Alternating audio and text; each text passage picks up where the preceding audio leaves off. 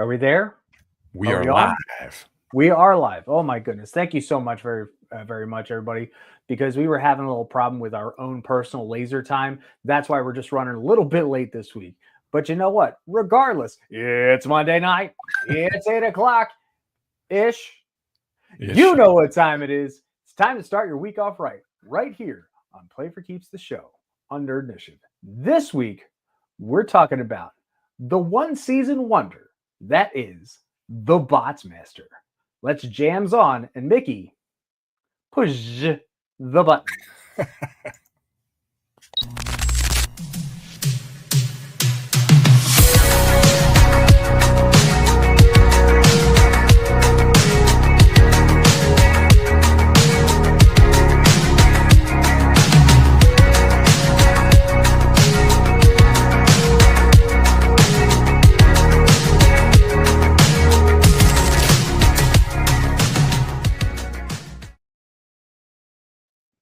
What is happening, everybody? How are we all doing? We hope you all had a wonderful week. My name's Off the Cuff Tom, Nerd Initiative's pop culture connoisseur. And with me, as always, he is the voice of Nerd Initiative. He puts a zzz in my boys. That's right. He is Mickey CWK Smith. What is going on, Mickey? Oh, man, not a whole lot. I'm super stressed out right now because of all the stuff. Technical difficulties. So for everyone out there, it's not we'll not make it a secret that we're trying out a new platform. So we're learning a lot of things as we go. It's very familiar to what we were doing, but there are some limits to what we can do. So we're trying to test those. And that's kind of what we were doing earlier on. I'm doing great, though. I'm happy to be here. I hope everyone's had a great week, and I hope you're going to have a great week going forward. I'm excited to dig into the 90s tonight. And it wouldn't be anything involved with me if we didn't push the limits. Let's just be honest. That's true. Yeah. But yeah. So was it a good week for you, Mickey? You did celebrate Father's Day, so happy belated Father's Day to all the dads out there, whether you're human dads, cat dads, dog dads, stepdads, foster dads. Who's your daddy? I don't know, but either way, happy belated Father's Day. Any pickups this week? Yeah, but they're like way over there because they can stay over there. Just tell us what it was. What you get? I actually got my pile of loot in, so there was a lot of stuff. Yes, you did. I mean, just off the top of my head, I know that I got and it's all gone. It's all gone just like that.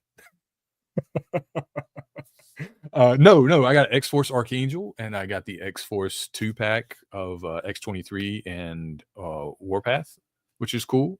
They can go with my Nightcrawler and my Wolverine. Now I have the complete set, and I'm very happy. Nice. I actually did get a pickup this week. I just purchased this today. Pure dumb luck, as I like to call it, because I get that every once in a while. I now have, one, I think I told you I got the shelves finally. So, I got the collector shelves. And to go on those shelves, I was able to get the last of the Ninja Turtle Universal Monsters for a steal because it was out of box, pretty much. That was it. I mean, $50 off of what most scalpers and resellers are going.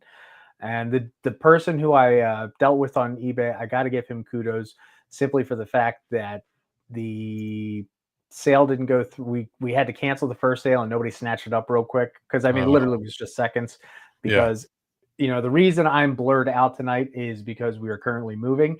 So next week will actually be in the new office studio. It will not be completely set up, but it will be there. Yeah. Still looking for a name, and no, Daniel, you are completely out of the running because you've tried too hard. But so I have that coming, and more importantly, with things coming, what about what's coming up in our wonderful toy news? That's very interesting. Here we go. We're not going to have an intro music for that, but I do have the slide right here. So let's just pull it up without the fanfare. Live from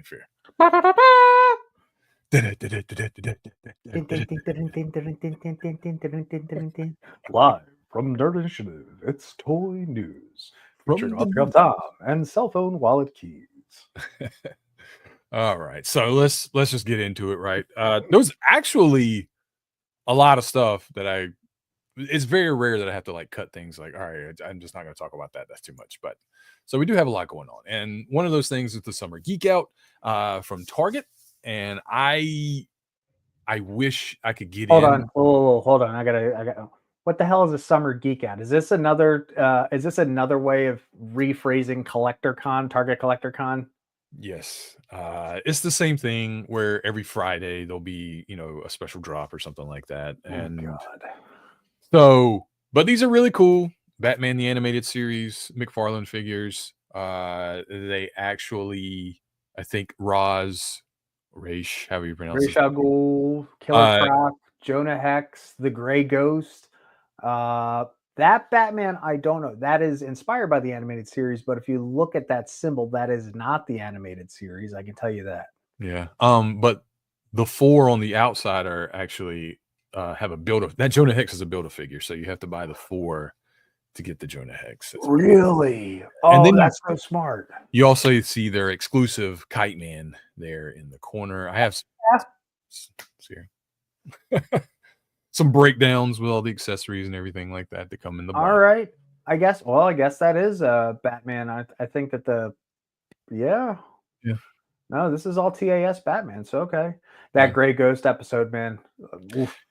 It's a good one, right? And it's I really mean, cool that he's getting an action figure.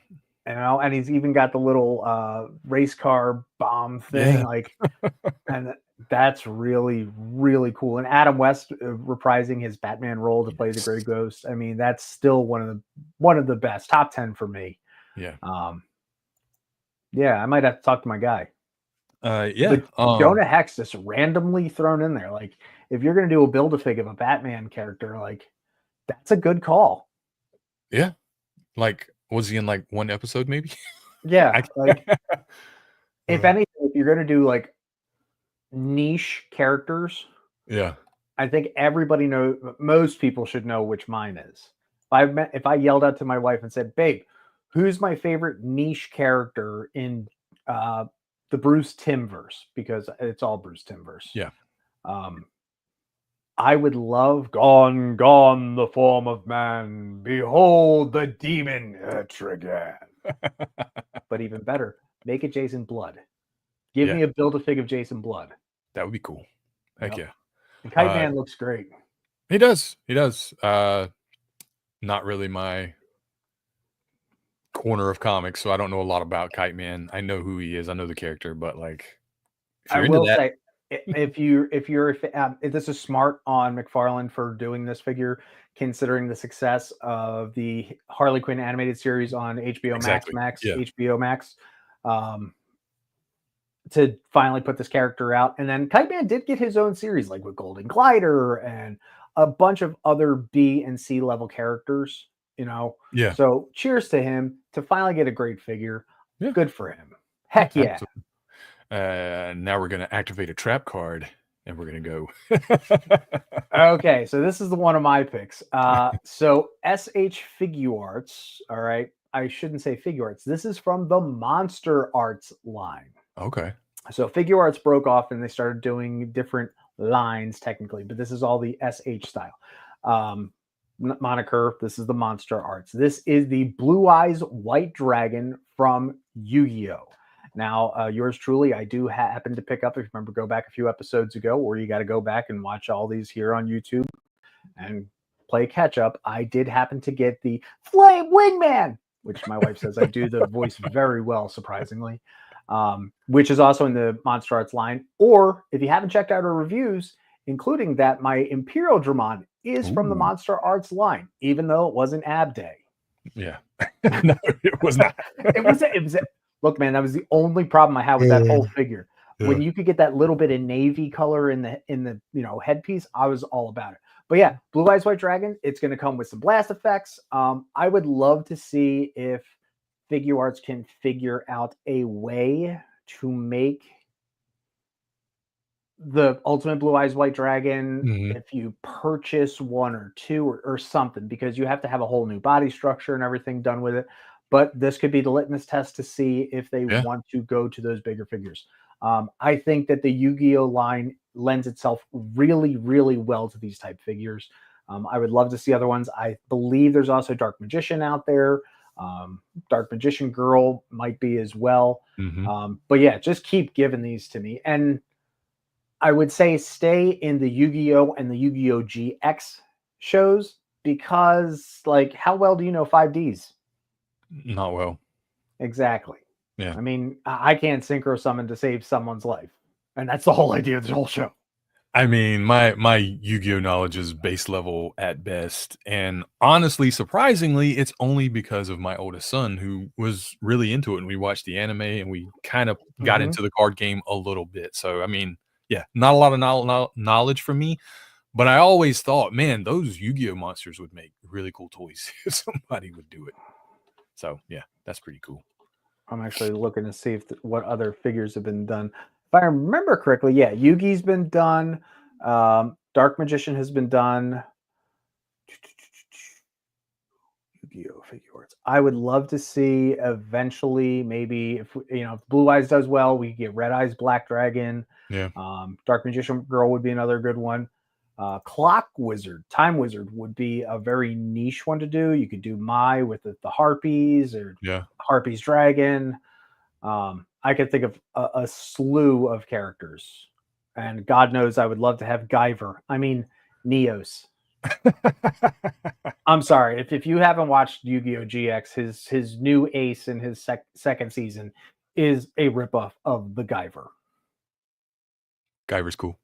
Guyver's always been cool. Let's be honest. Absolutely. I know we're gonna cover this a lot more when we do San Diego Comic-Con because this is an exclusive, and we need one of my little rants across the bottom because there are so many things exclusive to San Diego Comic-Con this year that are fantastic figures and collectible pieces, and they're basically behind a paywall. I mean, if you want to be honest with you, like, you either have to know somebody going that can get it for you or that's willing to stand in line to get it for you, or yeah, you're going to pay a bunch of money to a secondhand seller. So I would really like to have that Rogue. And I never completed the Build-A-Figure for that Sauron in Marvel Legends. So, man, I wish I could get my hands on this. And I know it's Marvel Snap. So, because when I saw this, I was like, Gamerverse, when were they in a game? I didn't think about Marvel Snap till I looked down. I was like, that's actually really cool. They look great, man. Like, all the promo images I looked at, oh gosh, I want them so bad. But yeah, I think for a Sauron figure, this looks fantastic. I think the other ones we've got have been very more comic, or cartoon based. So to have that wonderful texture really does lend itself to a stunning figure. Rogue, okay. That's all you get from me. You get an okay. All right, I guess that's fair. I think I would have gone for more of, instead of the snap face mold, I would have gone for more of the 80, X-Men 97. Okay, yeah. So that's just me. I can see that. Yeah, no problem there. It's still just a really iconic a version of the character, I guess, that Savage Land attire that I don't think I've ever seen before. I think this might be the first time, maybe. At least since like the 90s or something like that. But yeah, very cool. Simpsons fans, Jack Specific, if you've been collecting that line, they're releasing the whole family with the car, which is really cool because I almost bought that whole family last week. And I was like, no, they have them in a pack, just the family, right? And I was just like, nah, I'm gonna wait. And now this, I'm like, this might be my opportunity because I would really like to have that car. So this is very cool. This is very cool. I like the Jack's Pacific Simpsons line. They're really cool. I actually got a couple of them, like Groundskeeper Willie and Bartman, because those are like two of my favorite Simpson characters. So I was gonna say, have they done, now seeing on the pack here on the back of the card, I think they've done the multi-pack with the couch with Santa. Has there been Snowball and Santa's Little Helper yet? I don't know. All right, so maybe as like an accessory with someone, maybe. I don't know. Actually, in the pack you were just talking about, Sans the car is the one that has the Santa's Little Helper and Snowball insert number here. Yeah. Cool. Well, Mm-hmm. There you go. WWE fans, there's a lot of releases for new wrestling figures. We've got like the WWE superstars, the classic big bulky guys. You got Stone Cold, George the Animal Steel, Ultimate Warrior, and Nikita Koloff. Those are pretty cool characters. Also in the WWE, I don't think they are the elite version. They might be, I'm not sure. But Mm-hmm. you've got the Dead Man, the American Badass Dead Man, which is really cool. That might be one. I don't buy a lot of wrestling figures. That might be one I actually pick up. And I could see Rich going on about these. maybe even that Brian Pillman too, because he comes with like a lot of his Heart Foundation accessories, which is really cool to me. And you've got this John Cena 3-pack, which is kind of him over the years. There's actually I can't see like there's empty a box, but it's empty. I can't see nothing. Exactly. There's my wrestling joke for the night. Yeah.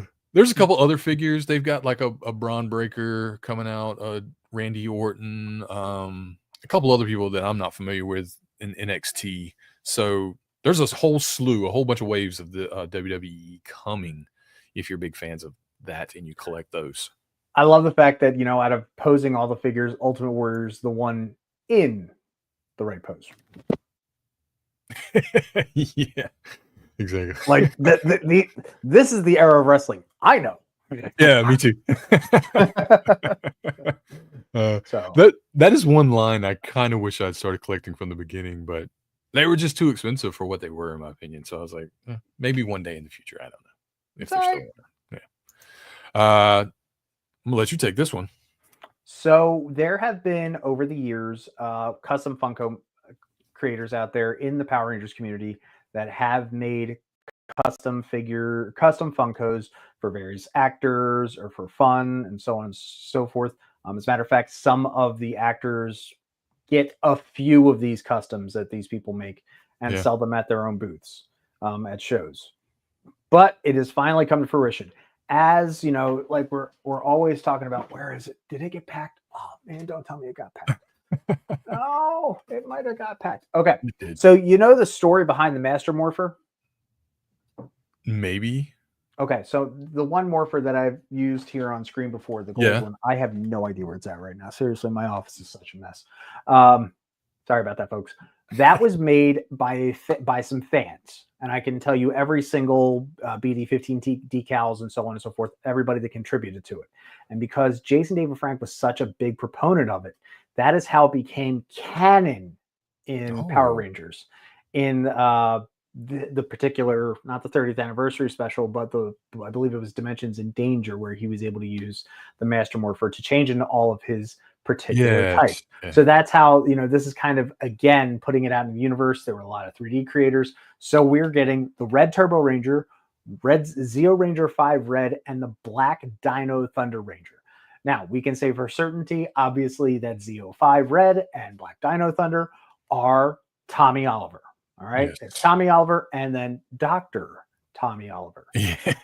As far as the Turbo Ranger is concerned, because this isn't a head swap, take it as you will. It could either be Tommy Oliver post Turbo, or it could be TJ Johnson, whichever is, as our friend Andre says, first black leader of the Power Rangers. Super nice guy. Selwyn Ward, genuinely one of the nicest Rangers I've ever met. And honestly, every Ranger I've ever met have been extremely nice. But, that's cool. Is what it is. And also a big shout out to everybody down there from Ranger Stop and Pop. Congratulations on everything. Can't wait to see what's coming next year. If you know, you know. So this is great. Now, if you are a Tommy collector, that means you are going to finally have all 5 of his suits. The Green Ranger's already been released. White Ranger's already been released. Now you can fill it all out. I'm hoping that with the Zeo Ranger figure, particularly, that sword does have the openings. Now I can see right through and see his glove behind the star in the Zeo sword. So I'm interested if that's going to still, these could be mock-ups. Yeah. But there are a lot of detail paint on here. Like even the Brachiostath has teeth. That's pretty cool. All right, Funko, you set the bar real high here. Don't screw it up. These will be some pops that I will get. I'm not a huge pop collector anymore, but these will definitely be on my shelf.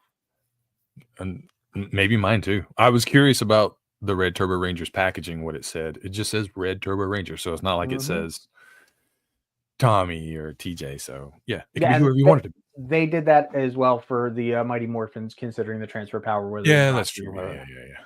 Yeah. So yeah, but yeah, that Black Dino Thunder. Ooh. Yeah. That particular episode called Back in Black. You know, he made fun of it, made fun of Rangerdom itself. At the end of the episode, is man, now I got to go shopping. Now I need to get all my shirts that are black. That's great. July 1st. Mask is here, man, and this is the packaging. Look, I love the retro look. It's very cool. Everything we saw from New York. Yep. I think like you'll have a lot of like blast effects with these toys and the figures. The masks will have like a power up effect or something like that, I think. But yeah, July 1st, this pre-order is dropping. It's going to be huge. It's probably going to sell out most likely quickly, at least within a day or two. But so if you want yours, get on it. Eventually, folks, we will do an episode or two on this. Oh yeah, because this is like one of the top tier toy lines of the 80s. All I want out of this is the Condor. That's it. Like, that's it. That is my holy grail of toys. That is my holy grail of childhood toys. Okay. Is the Condor. Yeah. Honest to goodness. Like everybody, oh well, I want the Thunderhawk and I want, the Switchblade. What are they calling it? High-tech helicopter. Oh, they can't call it the Switchblade, can they? I guess not. The Mobile Defense Unit too. Wasn't that called something else? That was the Rhino. Yeah, the Rhino. Thank you. Like why? Yeah, that's weird. But that's the one I would want. But now the Rhino was also very hard to get when we were kids. Like that was the biggest set before you got, Boulder Mountain. Yes. Well, look at that, just called it right out. But yeah, high-tech helicopter. It's the Switchblade. They could at least like just named it something else cool, not just high-tech helicopter. Whatever. I get it. Stuff happens. Super 7 Thundercats collectors like myself, they're going to release a Vulture Man and the Sky Cycle. I don't think it's a Sky Cycle. It might be a Sky Cutter, I think is what it's called. Yeah, I think that's the name. That looks so good. Yes, it does. Like, thank you, Super 7, for possibly listening to us and stop making, the most obscure characters. Like, they haven't done Vulture Man yet? They have. I guess this is like, this might be the cartoon version. I'm not sure. Or it might be one of the Vulture Men. But they have done Vulture Man before. Okay, so they've done Vulture Man before, and it's the Sky Cutter, but they're going to re-release him as Sky Cutter and Vulture Man. Yeah, but he has a different paint job, if I'm not. I think. The other thing is that he does not come with as many accessories because you're paying for all the plastic in the Sky Cutter. Yeah, you're getting a vehicle, man. That's cool. And I'm not pre-ordering this in 34 days because, sorry, Super 7, that's way too high. That is entirely too high. $250. Yeah, that's. Look, we love what you're doing over there, Super 7. Absolutely. But, Vulture Man alone was $55. And yes, it is a different paint job. It is, because I'm looking at the original and I'm looking at this one right now on my second screen. Yeah. They're a great line. I would love to have it, but yeah, like you said, I still want the Thunder Tank really bad. And that was $500. I'm still waiting. Like maybe one day it'll get low enough where I go, all right, I'm going to do it. Because it keeps creeping lower and lower. I noticed like by like $10. Like, hey, okay, so that Vulture Man. Okay, so the original Vulture Man was $55, right, from Wave 5. This Vulture Man, which is also coming out in Wave 13, so pre-orders will be 30, a month from now, is $65. Now I get it for inflation and everything, cool. But that is way too much for a vehicle to go with that figure. Yeah. Even way too much. Like, even though I know it'll be highly detailed and it's really pretty. If you want to order it just for it, it's $185. That's tough, man. And in today's market, that's tough. Well, not to get too deep on it, but I know Super 7 has recently gone through like releasing or having to let people go because of the tariffs and stuff like that. So I don't know. Maybe they're trying to recoup some money, but I don't know if that's going to do it. And This the is worst really part cool. is, like, there's no like, hey, order them separately, and okay, whatever. But when you get the combo pack, there's no deal on it Yeah, you're still coming out. Yeah, at $250. yeah. Gotta give me a little deal, man. Shame. We still love you. We love you. Don't I get love you. us wrong, but I've had quite a few. Still have quite a few of your figures. Love you, Super 7. we do. We do. Oh man, you ready to get crazy up in here with a little? I mean, it's laser time, boys. That's right, folks. We are talking about the BOYZZ. And the reason that this came up was because, I figured we did a toy line last week that had a 3D thing. Now we're talking about a TV show that had a toy line in 3D. That's right. Yep. In the not so distant future of 2025. I laughed when I found out this is when the show actually takes place, is 2025. Because man, they were hitting on something here, which most sci-fi does, in my opinion. It gets pretty close to the truth of predicting what happens. But yeah, society is integrated with robots that do everything. They take all the menial tasks and jobs, and people are just there to consume, I guess. They're all, At least it's not by and large. yeah, yeah, exactly. But B&L. A mega corporation that has produced all these robots and put them out everywhere in the world decides that maybe they want to rule the world instead of just making it better for mankind. And so they integrate them with some chips, stuff goes crazy, and next thing you know, we've got a rebellion on our hands. Yep. So even though the show takes place in 2025, The BOYZZ was a cartoon series that came out in 1993, produced by Jean Chapolin through his creative company Creative au Développement, or also known as C&D in France, and Saban International, because it was the 90s. Saban had his fingers in everything. Not only, but even go back to the 80s, he also did, with so many theme songs as well. Yeah. And he hit good on this one too. Oh yeah. Did he hit good on this one, man? Total of 40 episodes for a single season, which was very strange for the time. That's crazy. When you're just under syndication numbers. Yeah, and you've like most shows that a lot of shows we talked about haven't made it that long. So it's like crazy for me to not remember it, or like it be like part of my in the foreground of to really remember it. Like, and it's 40 episodes, blows my mind. Yep. Now the series was also co-produced by Avi Arad, which you know from other projects like the Spider-Man trilogy, the original Spider-Man trilogy, and so on. And it was also on the board at Toy Biz. That made sense. So in the show, we were introduced to Ziv Zulander, because that is a very 2025's name. He's a robotic prodigy that quit the RM Corporation after learning that they intend to build a robot army. And with him is his sister, Blitzy, Blitz for short, Ziv's kid sister, and also she was the main pilot of Jungle Fiber, which we're going to talk about later. The kids are orphans. Mom was never really talked about. Their dad also owned a secret bunker outside of town that came up like a big, huge corkscrew and went back down, because, when you have that kind of money in 2025, you can buy things like that. When I saw that, the first thing that came to mind as a dad, because I had to watch it so many times, was Paw Patrol.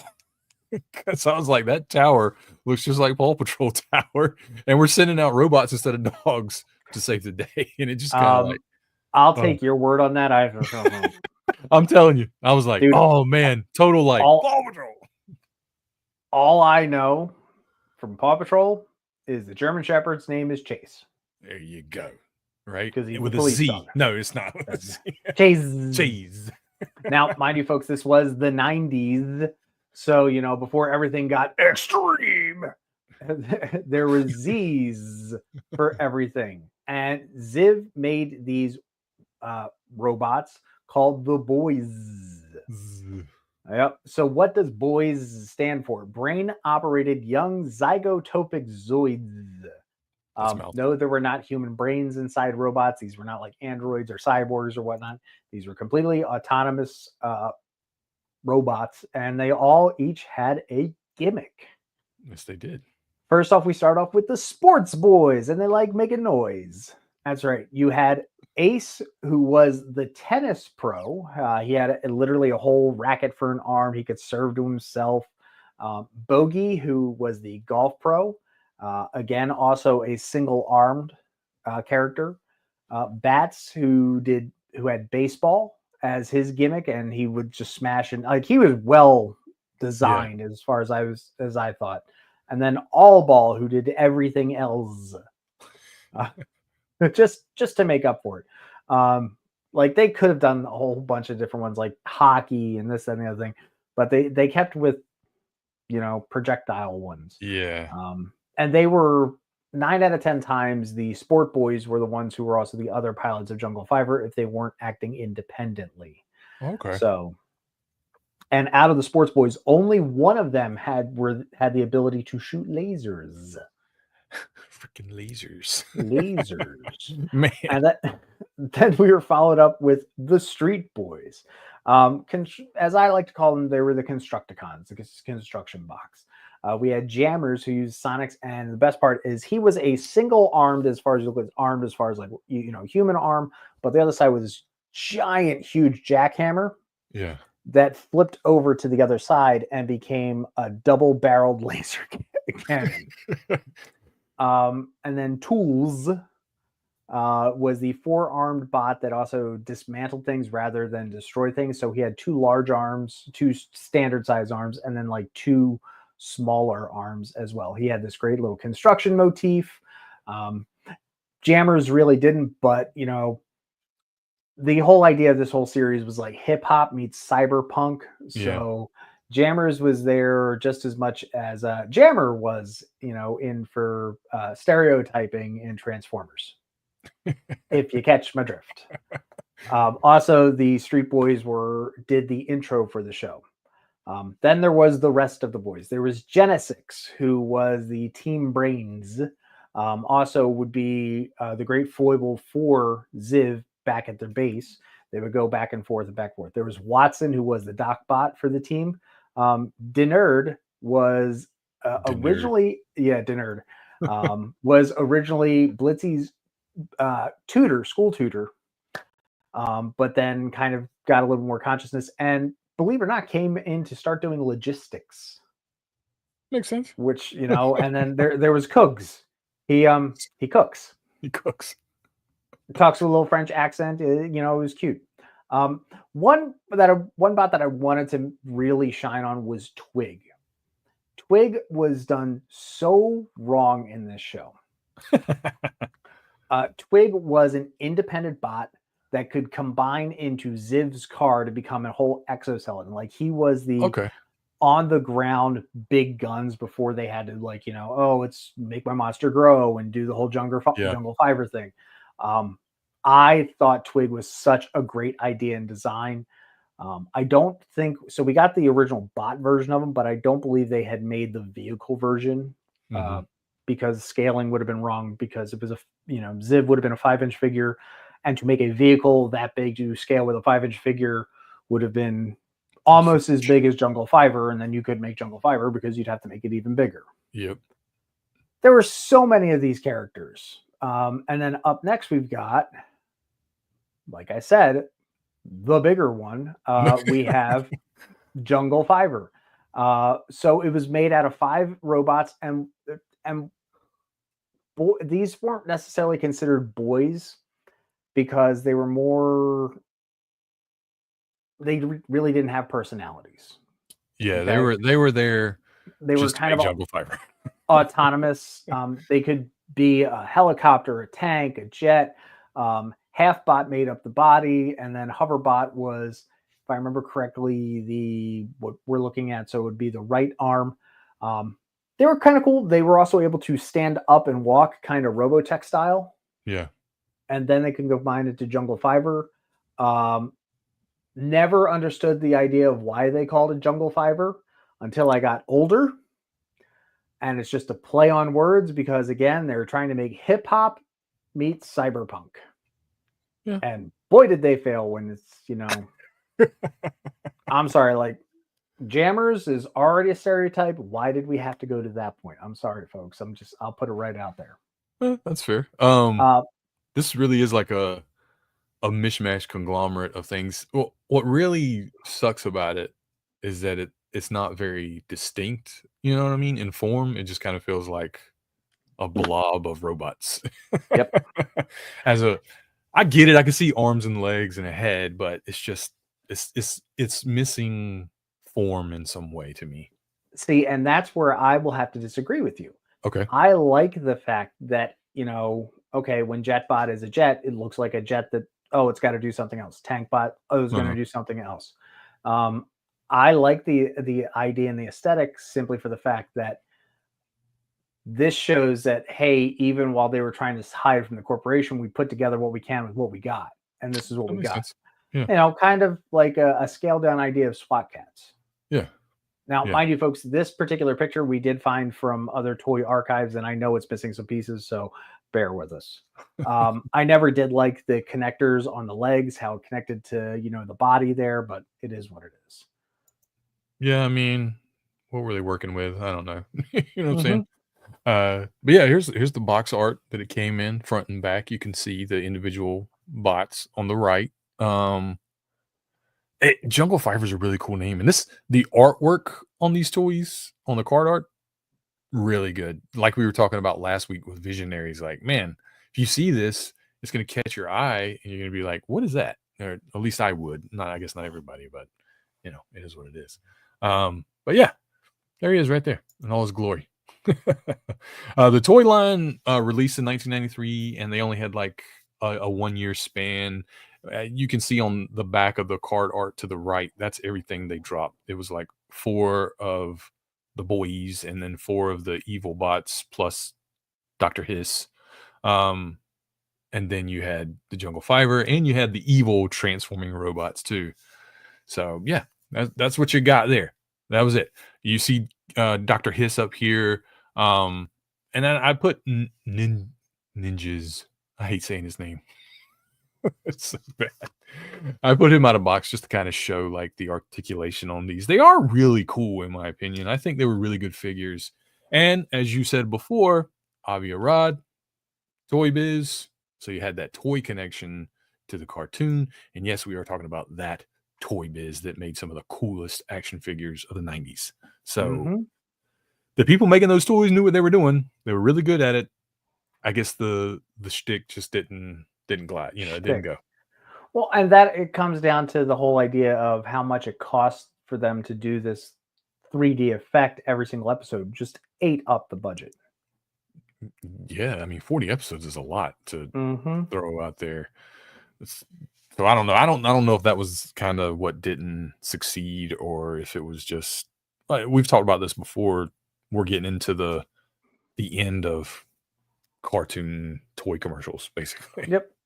Yeah. I really think that it came down to the idea of how much it costs per episode to make, because every single episode, once they made the intro, that was already set. They knew how much I was going to cost because that still had laser time in the intro, if you didn't know. But every single episode, you still had at least 2 minutes of that laser time. So you're doing this 3D effect with one panel that's always circulating in the background, one that's semi-stationary, and then one with your main character. And we have a thing up. Oh no, I can't upload it. This is why we're learning these things. Yeah. But I have the thing to show what the pull trick effect is. So like I saw we had to cut that little bit off of the presentation, right? Because of space on that you could upload to here. And like that is one thing I didn't get to talk about was it really reminded me of like just watching it. If you watch like old Disney movies, they had layered their like matte paintings or whatever. Yep. so things were moving in opposite directions. It gave that feeling of movement and depth of field. And that was really cool about this when I was watching some of it. I thought that was like some of the best of it because it really like upped the what would we say, up the like quality of the animation, kind of, if that's what you want to call it. Yeah, still there. I didn't do that.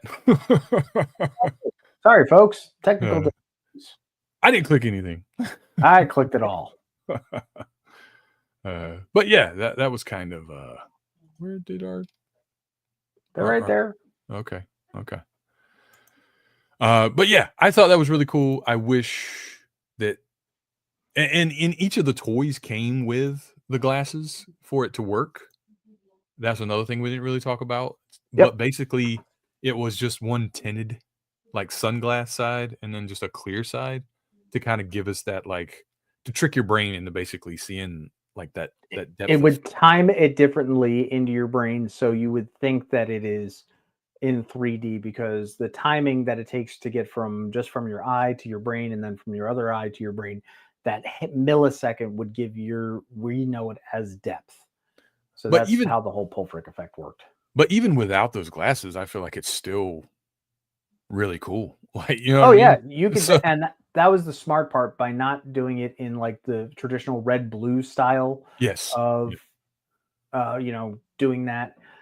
You didn't have to have the toys to get the glasses to watch the show, because it would just all happen once. And you could definitely tell that the processing made the show a heck of a lot sharper and cleaner. Yes. There was a lot of stuff going on with it. But yeah, then there was ninjas, Tibetan ninjas. I love ninjas. And I love the fact that, we get so many things that are related with robots and Zoids and this, that, and the other thing. And they fall into, we're a humanoid. We have one arm that does this or one arm that does that. The designs of these characters were very unique in and of themselves. And I don't think we've really seen anything since then. Yeah. I even went back and was going to do this whole little, does this character from Mega Man match with this character from Botsmaster? And then I got to the Sport Boys and I'm like, oh wait, we don't have anybody that matches any of the Sport Boys. And then I had an epiphany. There is a Robot Master in Mega Man that matches the Sport Boys. Is there? Yep. And you're going to have a moment when you hear this one. Okay. Mega Man 4. Nope, Mega Man 3. See, now I just got to double check. Man, I ain't played Mega Man so long. I was just playing last night, as a matter of fact. Mega Man 3. Believe it or not, it was used in a particular sport-themed level. I'm gonna have to go back and play that now. Top Man. Top Man, because he could spin and spin and spin and throw a baseball. Yeah. Yeah, I know. I'm looking at him now. I'm like, yeah, that's right. Uh-huh. Yeah, that's the close. Yeah, that's pretty close. Yep. And I believe in a later series, there was a baseball themed one. I feel like there was. Like, it's really like, maybe it's because I want it to be, but I feel like there was. Yeah, but that's cool though. That's there. Yeah, in Mega Man, which one was it? Strike Man was in Mega Man 10. There was Strike Man. So if you had PlayStation 3, which it was exclusive to, Strike Man. We finally got a baseball one. It really does feel like this show took a lot of influence from things like that, like Mega Man and even RoboForce. Like that was one of the first things that came to mind when I was, researching this show. Like, man, this has like that RoboForce feel where this guy's done all this work on these robots for the good of humanity, and then some guy's like, nope, I'm gonna use them for my own selfish needs. Yep. And as opposed to the boys, there was also the RM Corporation, and they only had 4 real kinds of bots. They had the 3As, which are their standard style bots. You had the green bots, you had the Humabots, and then there was like one more after that, which was like their big, mercenary ones.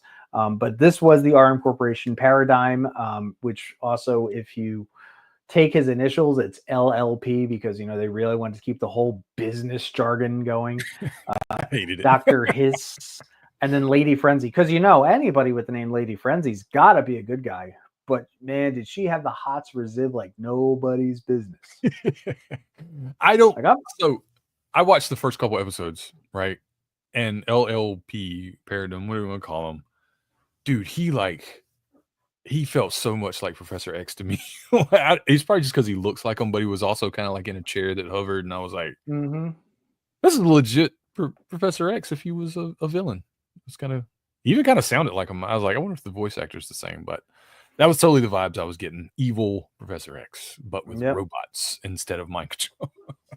Dr. Hiss, because if we're gonna give you your name as Hiss, every single thing you have to say is with an S on top of it. Was that to counteract the Z's? Be like, I'm not going to be a part of your cool Z thing. I'm going with I think they were just making up for it. And, here's the Z count. So now we need the S's to balance it back out. It's a little bit of each.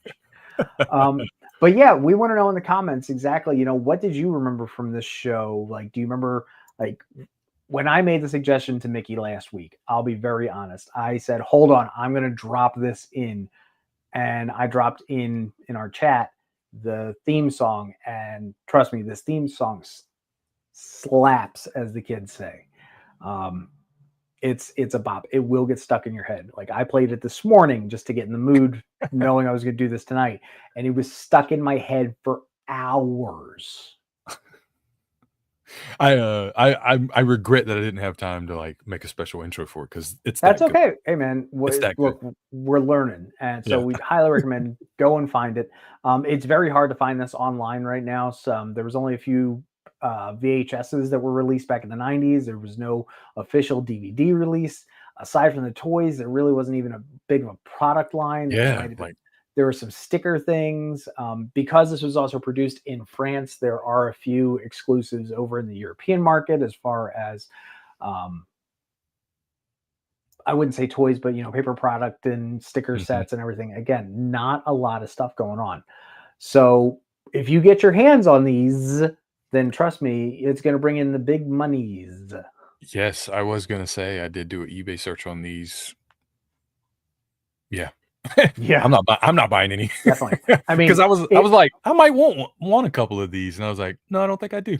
No, I mean, if you do have them, you might be able to afford a Vulture Man with Sky Cutter. Yes, right. Exactly.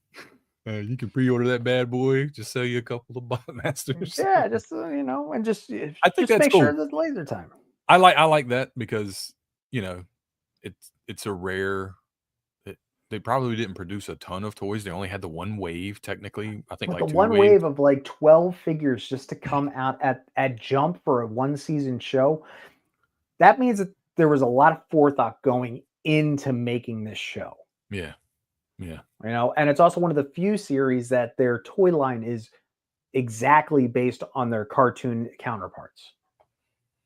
There's no artistic licensing. There's like, when you saw Ninjas, the Battle Ninjas, right? When you got the toy, you want to Sinjas because it was 1-to-1 scale. Yeah. He had the 3 arms. He had the laser sword.